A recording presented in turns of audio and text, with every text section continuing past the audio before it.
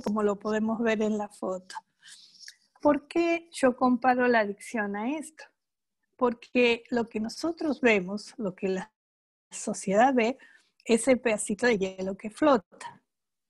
O sea, ven una persona con problemas de adicción, ven una persona con depresión, ven una persona con ataque de pánico, etcétera,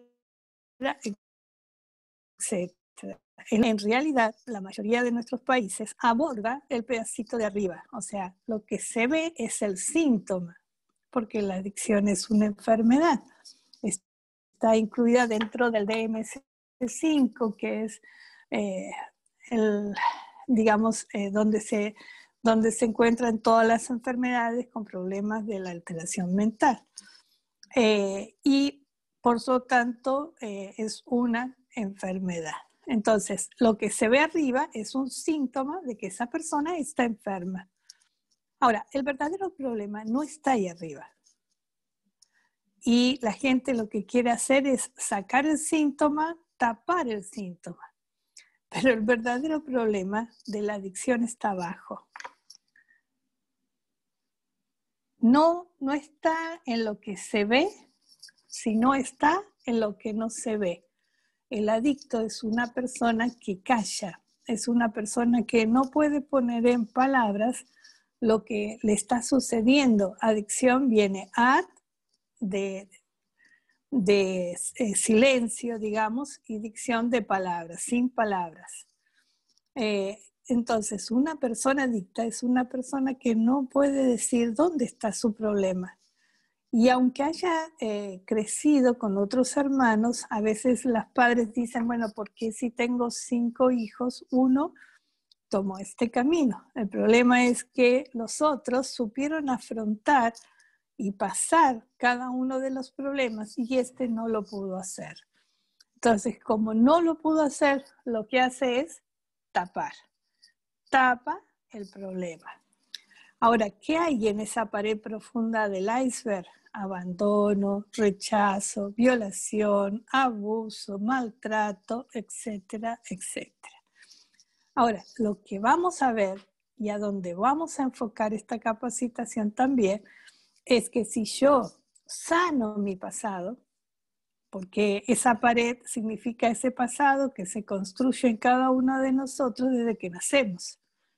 Desde que nacemos dentro de una familia y nuestros primeros profesores, por así decirlo, son nuestros padres, luego vienen los profesores del colegio, los amigos, y se va construyendo esa pared. Y en el medio de la vida, esa pared se va formando, se van guardando heridas, enojos, iras, resentimiento, etc. Eso es lo que sostiene el síntoma o la enfermedad de la adicción. Cuando nosotros nos enfocamos en querer ayudar al adicto y a su familia, no tenemos que ver la adicción, porque ahí no está el problema. El verdadero problema al que vamos a trabajar y al cual nos vamos a enfocar es a esa pared que sostiene el pedacito que está arriba, a sanar su pasado para que pueda tener un presente y un futuro. Ahora, cuando nosotros comenzamos a trabajar con esta problemática, generalmente nos enfrentamos con prejuicios. ¿Qué son los prejuicios? Son juicios que tenemos de antemano por los cuales nos retiramos de esas personas. Cuando, yo viví 23 años en Colombia y hace 10 años volví a Argentina. Aún estando en Colombia, en medio de una ciudad que tiene muchísimos problemas sobre adicción, nunca me había topado con este problema. Cuando llegué aquí, yo estaba buscando un trabajo y salió esta fundación que es cristiana en rehabilitación de adicciones. Y se abrió la puerta para trabajar allí voluntariamente. Y yo dije, ay Señor, otra puerta, otra cosa, porque yo de esto no entiendo nada, pero yo creo que era más como Moisés colocando excusas que como Dios diciéndome, aquí te quiero. Y bueno, aunque le pedí a Dios que se cerrara esa puerta y que abriera otra, Dios no lo hizo. Cuando Dios tiene un plan contigo, nadie ni nada lo va a detener. Y me tuve que poner a estudiar, hice una especialización en adicciones, después hice consultoría psicológica, porque el problema era muy profundo. Pero para poder trabajar con ellos, primero tuve que trabajar conmigo, quitar de mi vida mis propios prejuicios. Los prejuicios que normalmente nosotros tenemos para trabajar con esta gente son agresivos, son violentos, son malos, te van a destruir, etcétera, etcétera. Las chicas, fíjate dónde están en la calle, están ofreciendo su cuerpo, etcétera, etcétera. Entonces yo tuve que vencer primero mis propios prejuicios y la realidad es que cada uno de nosotros para trabajar en esto tenemos que vencer nuestros propios prejuicios. Bueno, ¿qué es droga? Drogas, porque estamos hablando en plural. Drogas son todas sustancias que introducidas en el organismo por cualquiera de sus vías ataca el sistema nervioso central y puede producir daño físico, psíquico y emocional. Ahora, no todas las drogas producen los 3 daños, pero cualquier droga introducida por cualquiera de las vías, oral, inyectable, etcétera, va directamente por la sangre al sistema nervioso central. Pero esto es un término muy amplio, porque los fármacos que tenemos que tomar cuando nos enfermamos también son drogas. Entonces, eso entra un montón de cosas. Ahora, quiero que prestemos atención a 4 términos con los cuales ustedes se tienen que familiarizar y con los cuales ustedes van a trabajar, porque la idea es que la gente pueda entender estos 4 términos, porque el adicto no se da cuenta cómo va pasando de una etapa a otra etapa sin darse cuenta. El primero es el uso. El uso es el consumo esporádico, o sea, no es constante, sino es esporádico, se hace de vez en cuando de una droga y eso produce un daño físico, a veces, depende del tipo de droga, pero es raro que produzca un daño emocional o psíquico.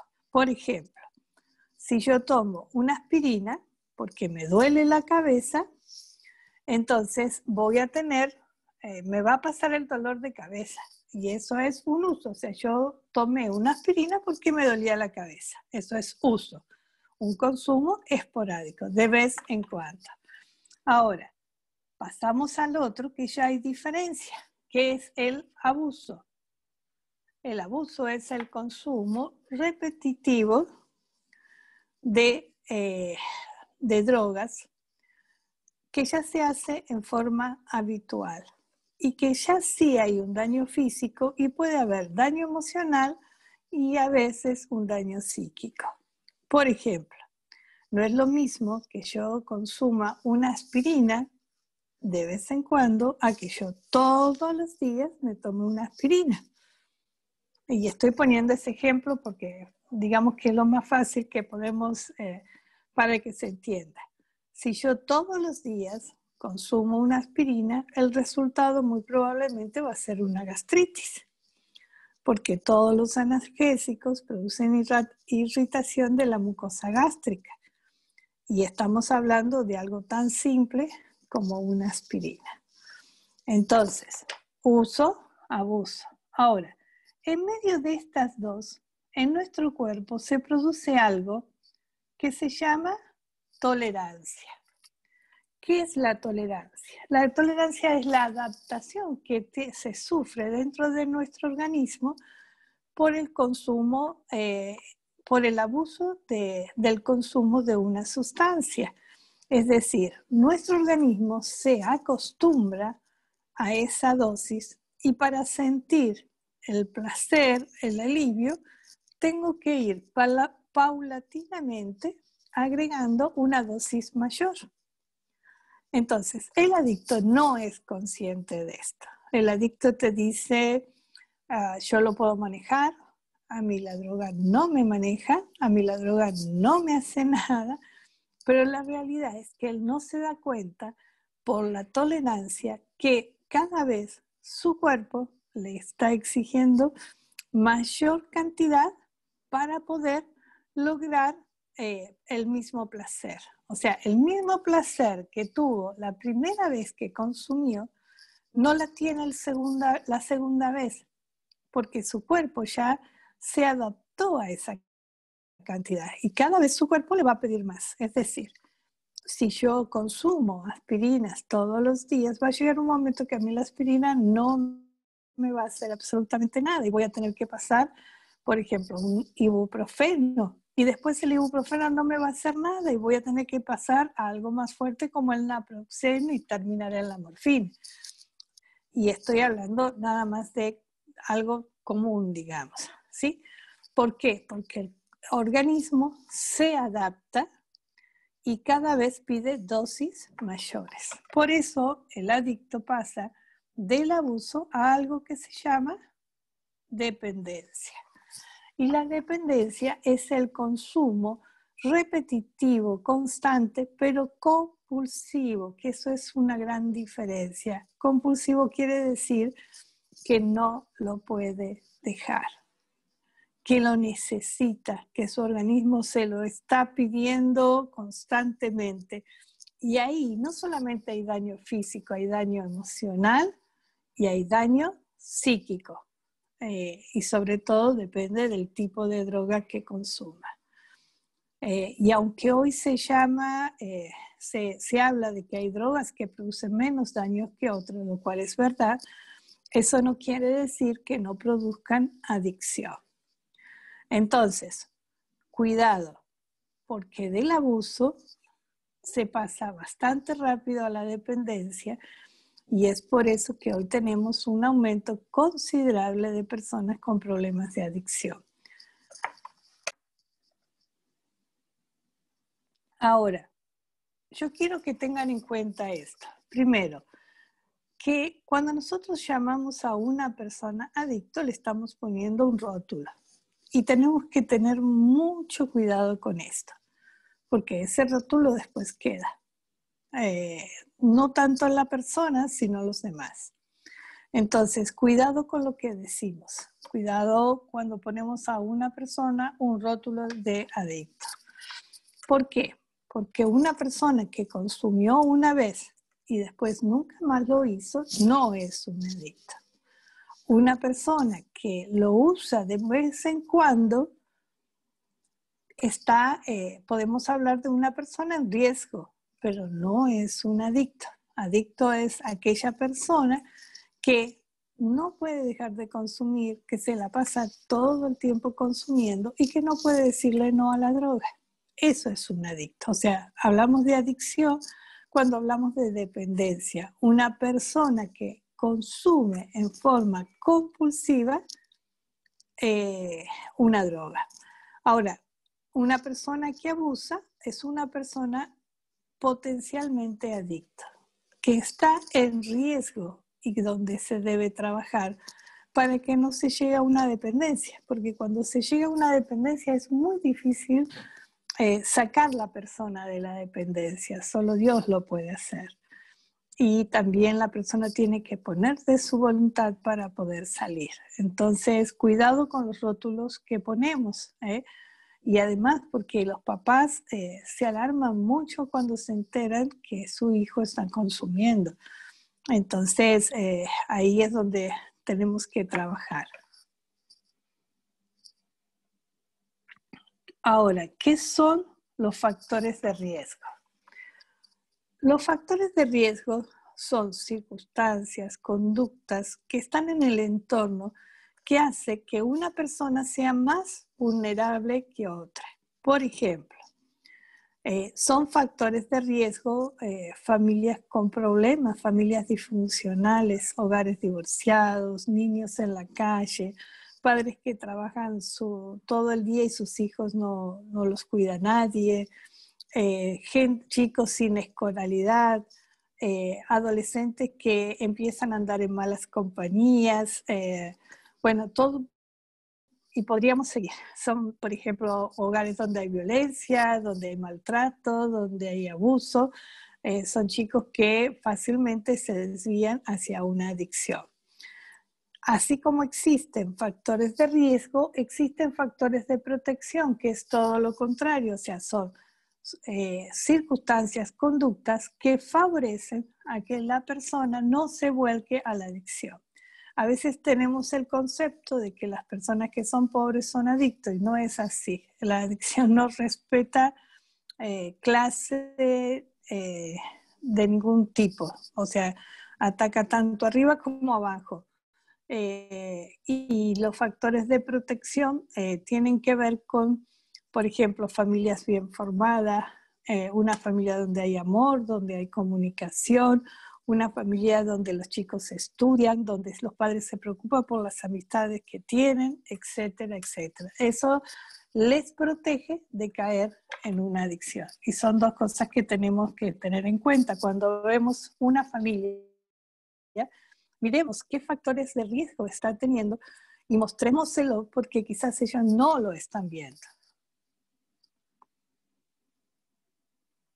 Ahora, vamos a ver tipos de consumo. El tipo de consumo experimental es aquel que sin saber por qué llegó un día a una fiesta y por presión de grupo experimenta con una dosis. Es una persona que no es adicta, sino que experimentalmente se chocó con la adicción. Pero como en todas las cosas, y gracias a Dios, a veces hay gente que tiene muy mala experiencia con las drogas y no vuelve más, pero hay otros que les queda gustando y siguen yendo. Luego tenemos el ocasional, o sea, el uso, el que aquel ya no solo de experimentar, ¿no? Porque voy a ver de qué se trata, lo cual yo siempre digo que yo no necesito ir a la basura para saber qué es basura, porque con solo ver el tacho yo ya sé que es basura. Lamentablemente nuestros adolescentes, nuestros jóvenes y aún nuestros adultos van a buscar la basura sabiendo que es basura, porque muchas veces lo hacen por ignorancia, pero otras veces saben muy bien de qué se trata. Ocasionalmente, o sea, es una persona que, bueno, comienza los fines de semana con sus amistades y lo usa de vez en cuando, no es todos los días. Luego viene aquel que lo hace ya en forma habitual, o sea, abuso, lo cual ya hay un daño físico. Y después tenemos el que lo hace ya en forma compulsiva, que estamos hablando de dependencia. Y por último tenemos la sobredosis que los lleva a una intoxicación por la cual algunos de los chicos aún pueden llegar a morir.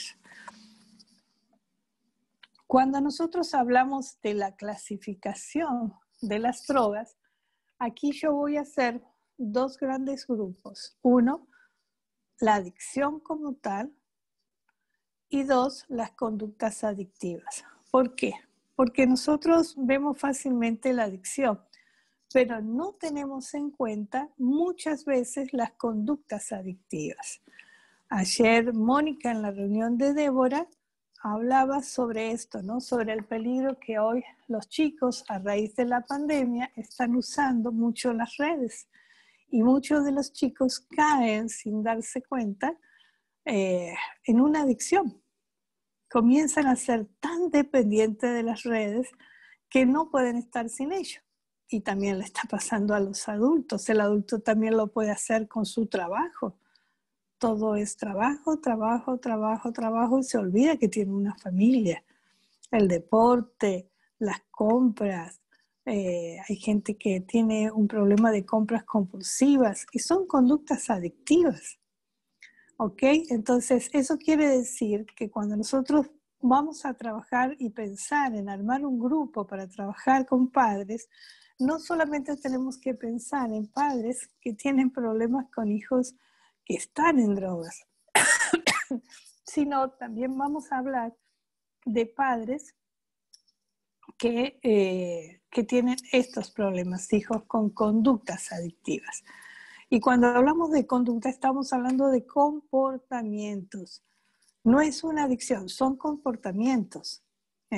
Pero cuando esos comportamientos se hacen en forma crónica, se transforman en dependencias y terminan siendo también adicciones. La otra vez estuve con una persona muy especial que yo quería mucho, que me la encontré después de muchos años y a raíz de un fracaso en su matrimonio se volcó al juego de bingo, al juego de las maquinitas. 54 años dependiente del juego de la maquinita, perdió todo. Casi pierde su vida. Entonces, no estamos hablando solo de drogas. El alcohol hoy es algo que lamentablemente está tomando un lugar en la sociedad por la soledad, por la tristeza, por todo lo que está sucediendo con la pandemia. Hay mucha gente que se ha vuelto al alcohol y sobre todo gente mayor. Y la gente que comienza con drogas, no comienza generalmente los jóvenes con drogas, comienzan primero con alcohol y cigarrillo y luego siguen con las drogas, que normalmente la primera es la marihuana en el 80%. Entonces, lo que le estaba diciendo, aquí está en resumen. Adicciones y conductas adictivas. Cuando hablamos de adicciones, estamos hablando de drogas que son ilegales. Y cuando hablamos de conducta adictiva, de todo lo demás que vimos en el dibujito. Ahora, ¿cuáles son las etapas que pasa una persona que tiene problemas con adicción? Y ojo, no solamente lo pasa la persona que tiene problemas en adicción, sino también lo pasan sus padres.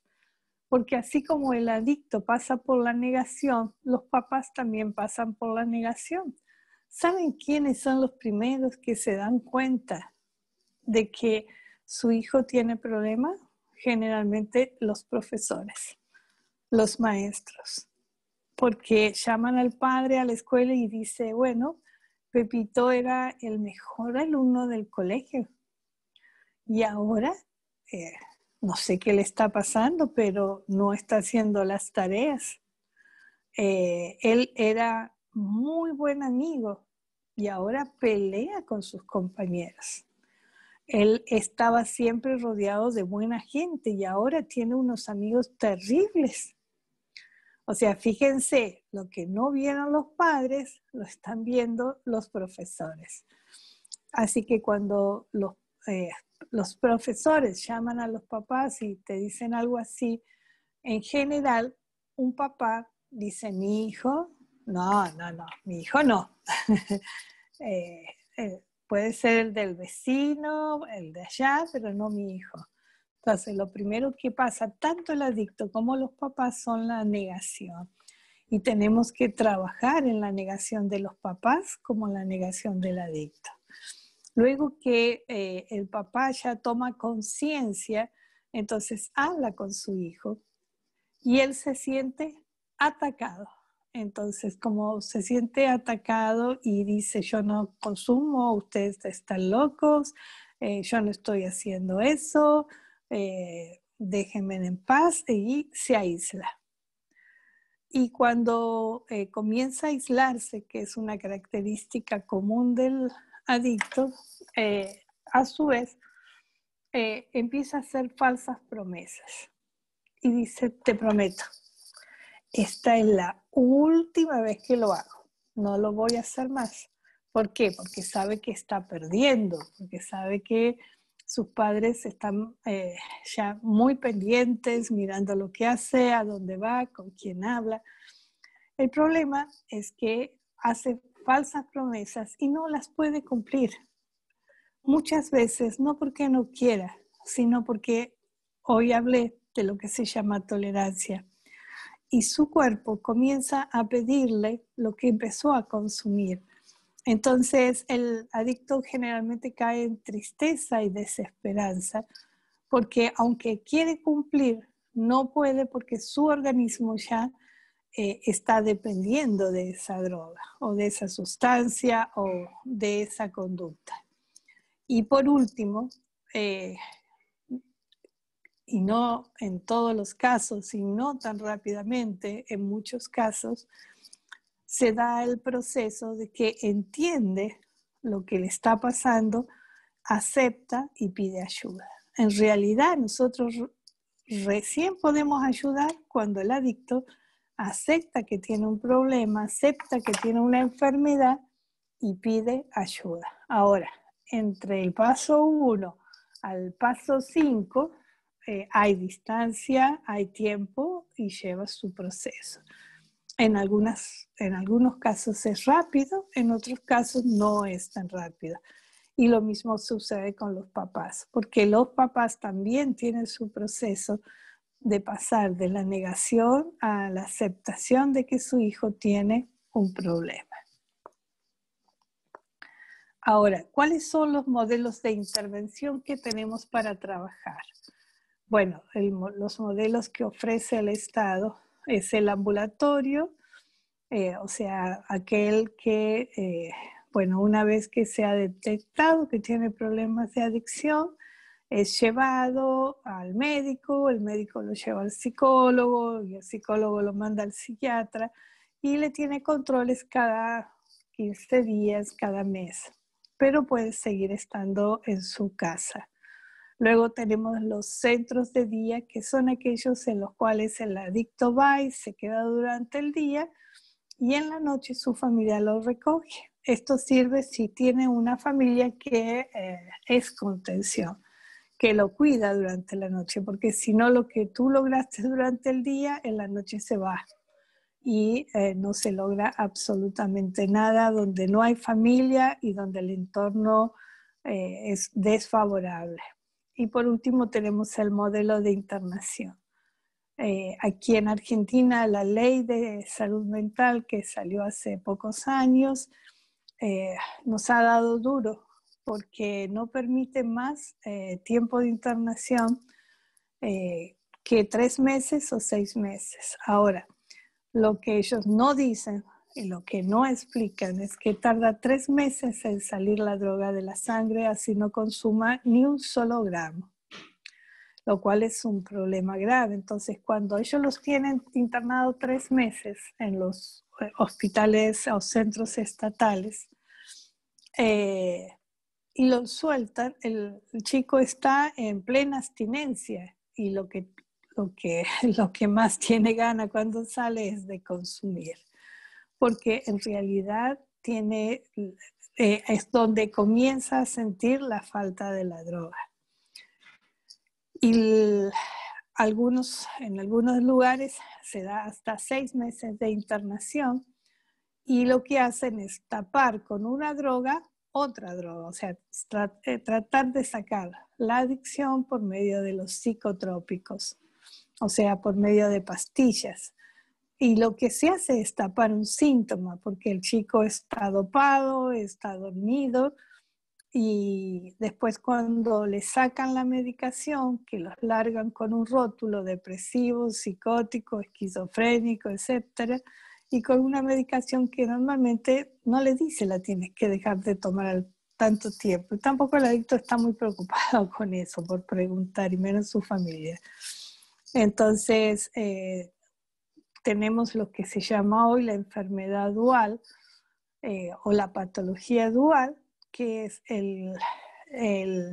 digamos, la asociación de las drogas más la pastilla, lo cual hace que sea mucho más difícil sacar a la gente de la adicción.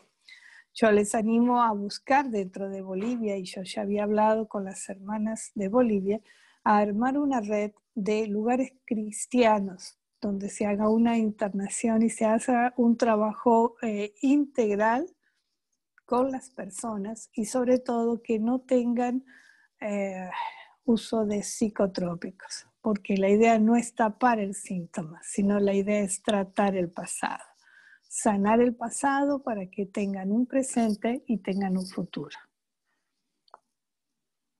Ahora, de acuerdo a su origen, las drogas se clasifican en natural, sintético, semisintético. Si tomamos el ejemplo de la cocaína, podemos decir que naturales son las hojitas de coca, en el norte de Argentina, donde es la hermana que está en Formosa, creo que hay coca.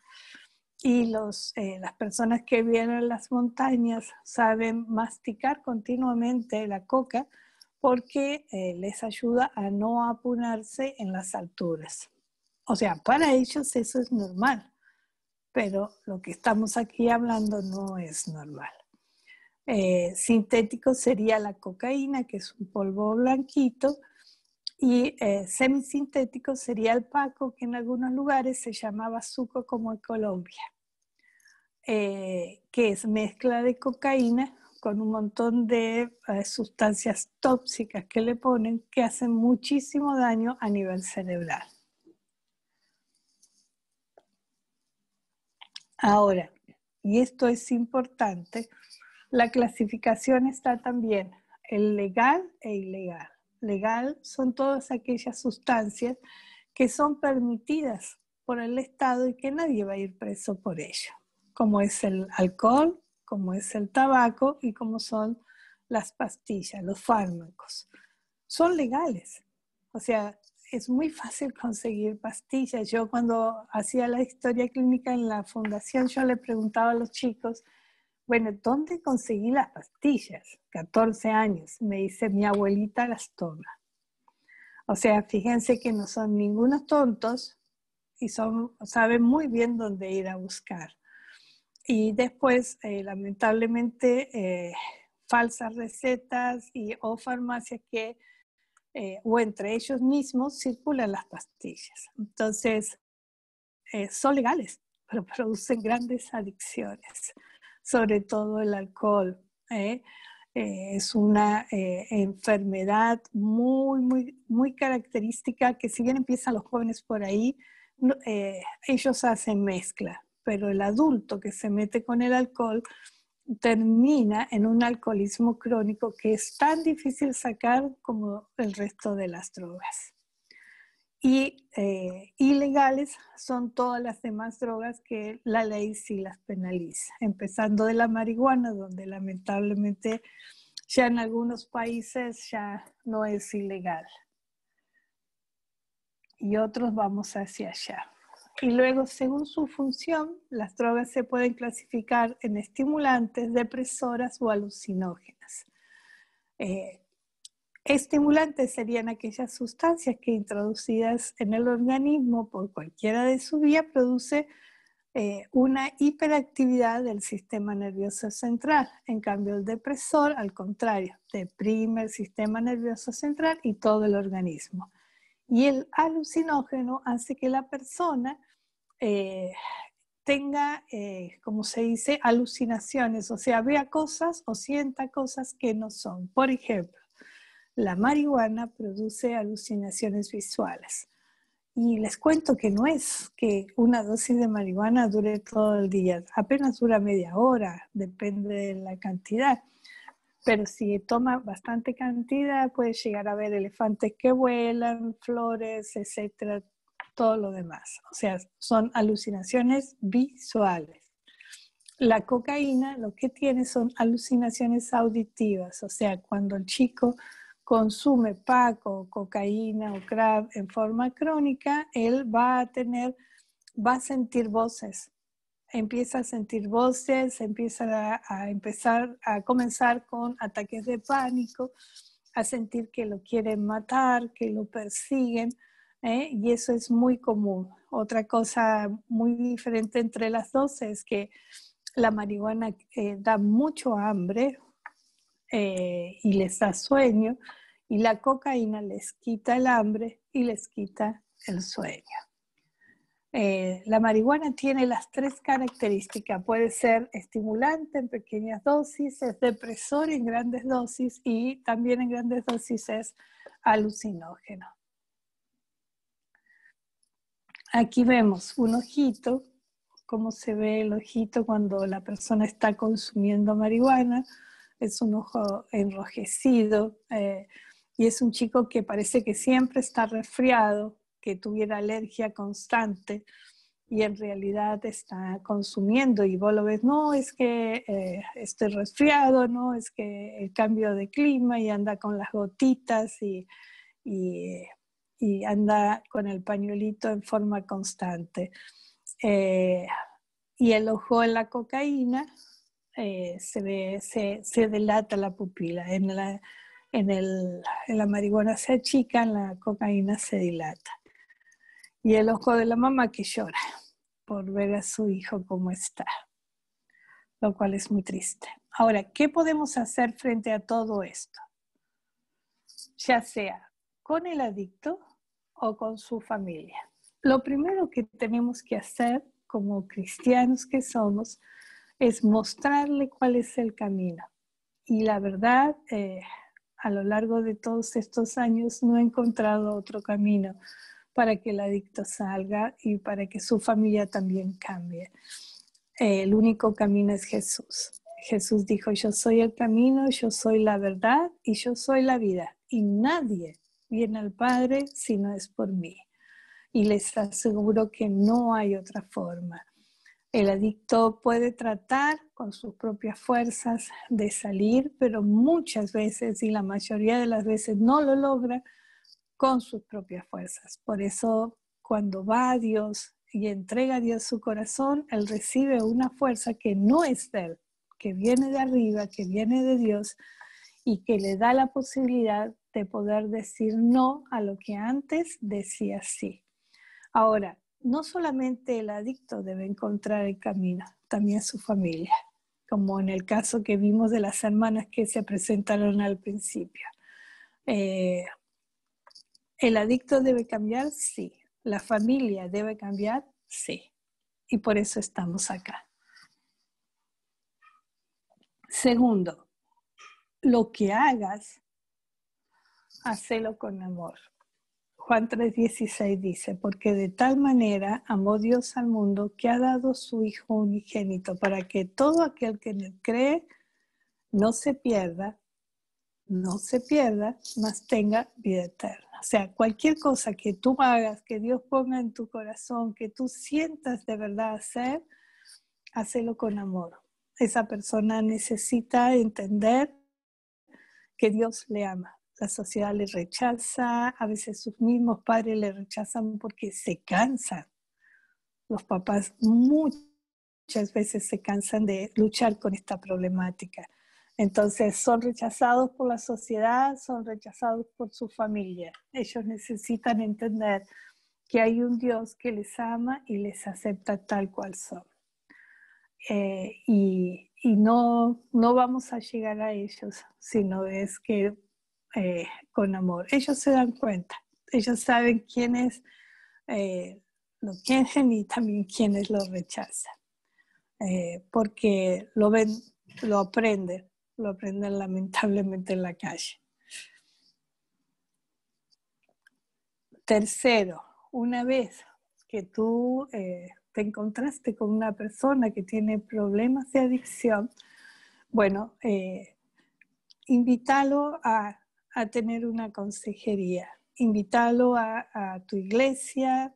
Por eso la idea de este taller es capacitar líderes, capacitar cristianos que quieran estudiar, prepararse para ayudar y ser esos brazos que el adicto necesita. El adicto necesita entender que hay un Dios que le ama y necesita sanar su pasado. Si sana su pasado, va a tener un presente diferente y un futuro muchísimo mejor. Ahora, el problema de esto es que la mayoría de las iglesias no está preparada para recibir a esta gente. Entonces ellos deambulan de iglesia en iglesia hasta que encuentran a alguien que le da una solución. Y eso es lo que a mí me dio tristeza y lo que me ha llevado a hacer lo que estoy haciendo. Porque mi visión, la visión que Dios puso en mi corazón es que cada iglesia sea un lugar donde se reciba a estas personas que necesitan ser sanadas. No solamente a ellos, sino también a su familia. Cuarto, una vez que está en consejería, enséñale a leer su Biblia. discípulalo. Es como un niño recién nacido. Así como a un niño recién nacido, tú no lo puedes dejar solo, a un adicto menos. Entonces, anímale a leer su Biblia. La Biblia es esa espada, dice Hebreos, que traspasa, que llega hasta lo más profundo del corazón. Entonces, si ellos se encuentran en la Biblia, esa solución, van a poder hacer mucho más y van a tener más herramientas para poder decir no. Ahora, no solamente el adicto lo necesita, y no me voy a cansar de decir esto, la familia también lo necesita.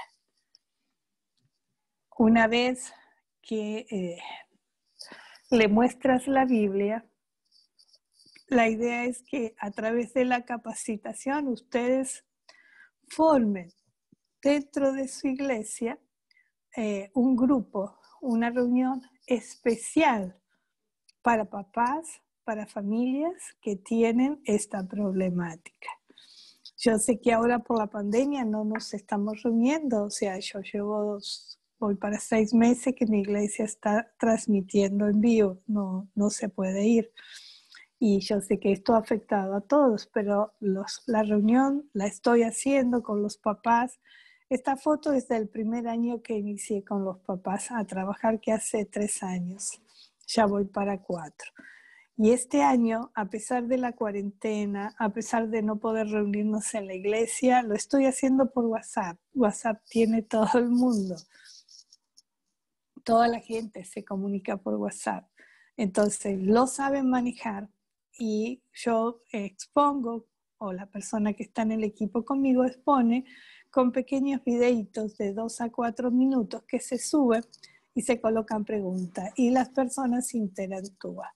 He podido ver cómo el grupo, a pesar de la cuarentena, ha crecido. Hoy tengo 46 papás en el grupo. Y ha sido muy especial ver lo que Dios está haciendo y cómo los papás oran unos por otros. No oran solo por su hijo, no, oran por los hijos de los demás. Empiezan a tener conciencia que no son los únicos que tienen el problema, sino que hay más hijos que necesitan que necesitan de su oración, más padres que necesitan ser animados y consolados y confortados. Y es bonito porque ellos descubren que no están solos, que además de tener a Dios hay otros papás que la están luchando, que la están remando igual que ellos y se forma una red. Y eso es lo que se quiere lograr, o sea, capacitarnos para que cada una de las personas que se capaciten esté en la posibilidad de armar en su iglesia, en su localidad, donde Dios le ha puesto un grupo para alcanzar a los padres. ¿Por qué a los padres? Porque es muy difícil hacer esto con los adictos si no hay una estructura, como por ejemplo un centro de día o una internación. Yo lo intenté, fue muy difícil porque encima nos agarró la cuarentena y una persona que no tiene ninguna contención, que hace lo que quiere, que está en la calle, no agarra compromiso, no toma compromiso. Entonces es importante trabajar con los papás, alcanzar a los papás, que los papás mismos tomen su responsabilidad, hagan los cambios que ellos tienen que hacer, porque también tienen su responsabilidad, y oren por sus hijos. Por eso yo amo Débora también, porque si los padres se ponen de rodillas, los hijos se van a poner de pie. Luego, enséñales que esto que van a hacer, que van a comenzar, no están solos, que hay un Dios poderoso que va a restaurar las vidas de sus hijos. Los va a restaurar, solo Dios puede. Ninguno de nosotros podemos cambiar absolutamente nada si no fuera Dios obrando en nuestra vida. Ninguno. Todos tenemos cosas que cambiar. Dios está construyendo nuestras vidas y la vida de nuestros hijos y la vida de todos. Pero somos personas en construcción. No estamos terminados. Perdón. No estamos terminados. Así que Dios está haciendo el trabajo y como lo hizo en ti, lo va a hacer en ellos. No es un Dios chiquitito, es un Dios grande, es un Dios poderoso, es un Dios que todo lo puede y que lo dio todo por cada uno de nosotros. Y por último, enseñarles a tener esperanza. No es fácil para los papás. Los chicos a veces no responden, los chicos a veces no avanzan, tienen avances y después retroceden. Entonces, enséñales a poner la esperanza no a lo que ven, sino a lo que no ven, que es Dios. A confiar en Dios. Dice, bienaventurado, feliz, súper feliz, aquel que confía en Dios. Aquel que confía en Dios no será avergonzado. Entonces, enseñémosle a entender que no es tan solo, que Dios prometió estar con nosotros hasta el fin del mundo y que no nos va a dejar, no nos va a abandonar. ¿Qué vamos a utilizar para nuestro taller? Bueno, por la gracia de Dios, Dios permitió que escribiera estos 2 libros. Uno se llama Amar la vida. ¿Por qué le puse ese título? Porque el adicto debe aprender a amar esta vida que Dios le ha dado. El adicto en general no ama su vida, por eso la desperdicia, por eso la tira, la daña, ¿ok? Ese libro tiene un capítulo de testimonios de chicos que pasaron por la adicción, pero por la gracia de Dios, Dios les alcanzó y hoy pueden contar una historia diferente. Y ahí tenemos cómo ayudarlos a ellos. Con el adicto nosotros vamos a hacer una red, vamos a armar una red de contención y vamos a enseñar a esos papás a dónde los pueden llevar. No todos los lugares ayudan. Y con los padres vamos a capacitarlos para poder, que es el segundo libro, Del dolor al milagro. También tiene un capítulo de papás, de testimonio de papás que sus hijos pasaron el proceso, pero pudieron salir. Y les vamos a ayudar a ellos a manejar muchas de las cosas con las que lucha, por ejemplo, la culpa, la manipulación, etcétera, etcétera. Estos libros en Argentina están impresos. Para fuera del país los van a poder conseguir por Amazon. O si alguien viaja a Argentina, bueno, se puede comunicar conmigo y los puede comprar para las personas que lo quieran tener. No sé si Mercado Libre llega hasta Bolivia, pero si no por Amazon está en forma de ebooks. Bueno, hasta aquí llegamos. Muchísimas gracias. Esto es solo el inicio, la motivación para que al final de este taller, podamos armar el grupo de las personas que se van a capacitar.